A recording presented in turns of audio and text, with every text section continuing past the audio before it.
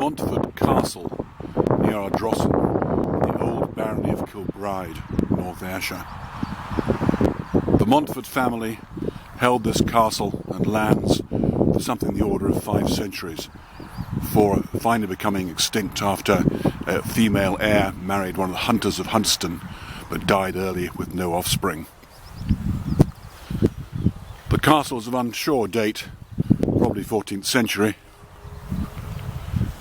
It was largely intact until the 19th century, when the stone was used at the nearby Montfode farm to build a rather unusual threshing mill, meaning that most mills were walking mills or corn mills.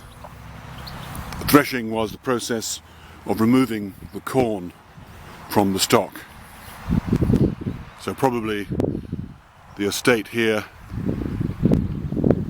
provided a service for other farms rather than just this one farm here.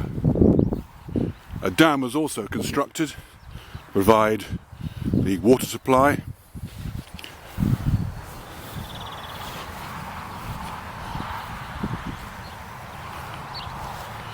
The building is said to have been originally Z-shape, and that this remaining tower provided access to the upper floors.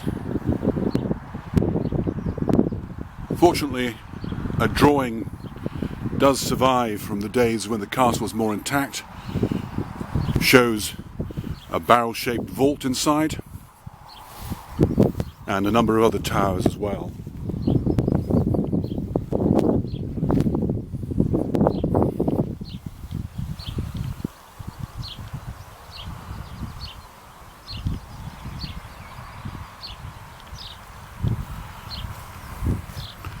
This doorway here at one time has been quite ornate.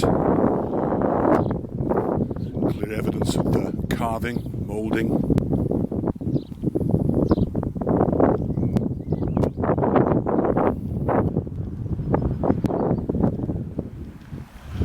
In the nearby Cuff Holm, which lies amongst its woodlands, one of the Montfode family is said to have fought and killed one of the Boyds of the nearby lands, and to repay this, to cover this murder, the Montfodes had to give up the lands that was then known as Little Montfode, later became known as Boyston.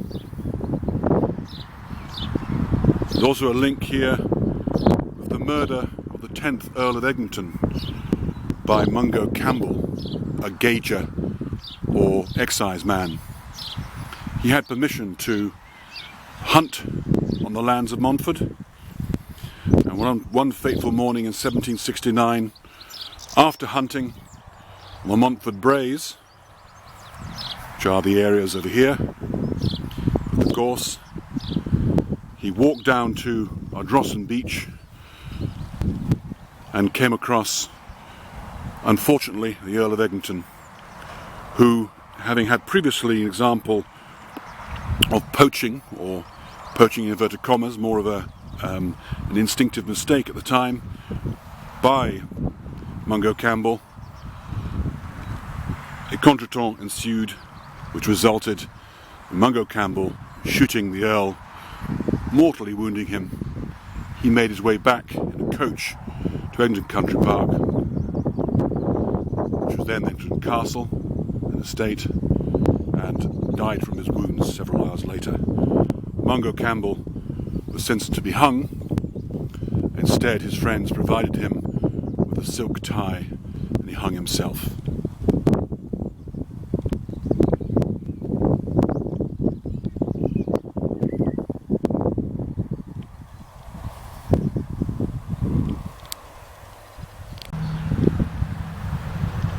As the days of violence grew less, many owners of castles abandoned them and built themselves country houses. In this case, a laird's house was built on the site of the present-day Montfode farm.